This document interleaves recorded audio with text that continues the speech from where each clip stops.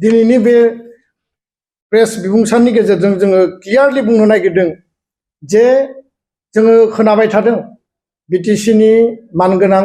Chief हाग्रामा महिलारि बिथाङा बिटिसिआव गोदानै सरकार फैनायनि उनाव हा पाट्टा होनो बिथाङा नागिरदों आरो जायफोरा हा गैजाया जायफोरनियाव हानि डकुमेन्ट्स गैया बिथांमोननो हा पाट्टा होनो नागिरनाय जि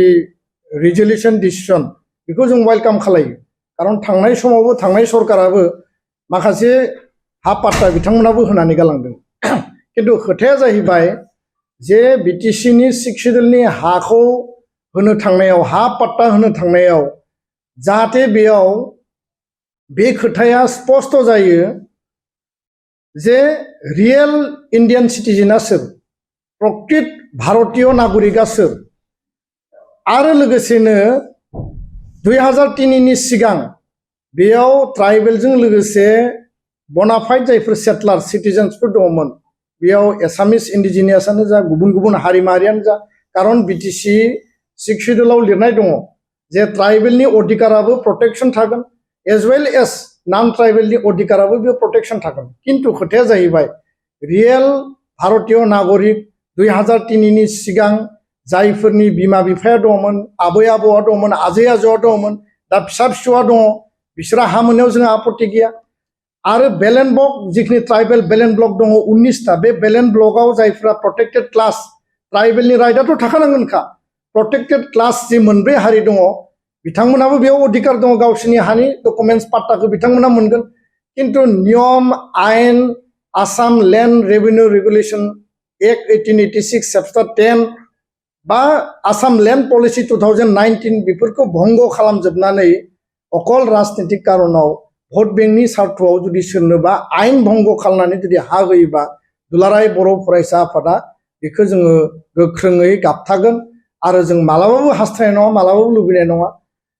दानि सरकारा हा पाट्टा होथों जों वेलकाम खालामो स्पष्ट खोथा किन्तु रियेल इन्डियान सिटिजेन आरो 2003 नि सिगां जायफोरा बनाफाइड सिटिजेन बनाफाइड सेटलार्स आरो इलिगेल एनक्रचार्स फरेन नेशनेलफोरनो जाहाथे बे खोथाखौ रायखांनाय लोगो लोगो साननानै लायो जे फरेन नेशनेल इलिगेल सेटलार्स बा इलिगेल एनक्रचार्स होनना बुंनाय लोगो लोगो जोंखौनो बुंदों नामा बिथांमोनाबो स्पष्ट जानांगौ जोङो गासै हारिखौ टारगेट खालामनो नागिराखै खारन भारतआ मोनसे सेकुलार कान्ट्रि भारतनि जे गासैबो खनायाव गासैबो माहारिफ्रा थाबोदों किन्तु 6 शेड्यूलनि अस्तित्वखौ रैखा खालामनांगौ थाखाय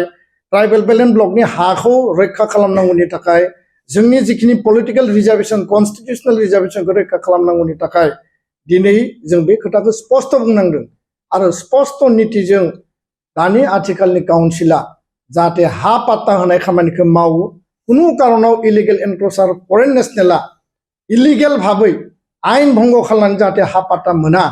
बिनि फारसे बयबो नोजोर होनांगौ आरो सरकारा बिनि दायित्व आरो बिबानखौ लानानै खामानि मावनांगौ अब्लानिया रायजो राजाया बयबो वेलकाम खालायगोन दा बेखायनो कार्बि आंलंनि जि जाथाय बे जाथाया गावनि हारिनि ट्राइबेलनि 6 शेड्यूलनि अस्तित्वनि खैफोदखौ मोनदांनानैसो जादों खारन बिथांमोना बुंदों दिनै कार्बि आंलंआव 10 लाखनि खाथि खाथियाव पपुलेशन दं बिनि मोनसे समाव 70-75% मोन दिनै कार्बि आंलंआव कार्बिफोरनि पपुलेशना 35% फैबाय आरो कार्बि आंलंआव बर'फोरबो दङ 45,000 50 बोसोरनि सिगाङावनो दिनैबो 45,000आवनो दङ बर' ट्राइबेलफोराबो बेयाव बारायाखै बेखायनो जोङो आसामनि रैखाथिनि बाथ्रा बुंनाय लोगो लोगो 6 शेड्यूलनि रैखाथिनि बाथ्राया फैगोन 6 शेड्यूलनि रैखाथि बाथ्रा फैनाय लोगो लोगो गासै आसामनि ट्राइबेल बेलेन ब्लकनि रैखाथि गासै बर'फोरनि आसामाव रायजो जानाय बिसोरनि रैखाथिनि बाथ्रा आरो 6 शेड्यूलाव रायजो जानाय ट्राइबेल माहारिनि बाथ्राया बेयाव फैयो बेखिनि खोथाखौनो दिनै बुंबाय आरो फैबाय थानाय समाव कार्बि आंलंआव जाहाथे गोजोन सान्थि परिबेसा आरोबाव माने बाहाल जायो बिनि थाखाय गासैबो हारि माहारिखौ सान्थिनि गेजेरजों खामानि मावनो थाखाय जों खावलायबाय।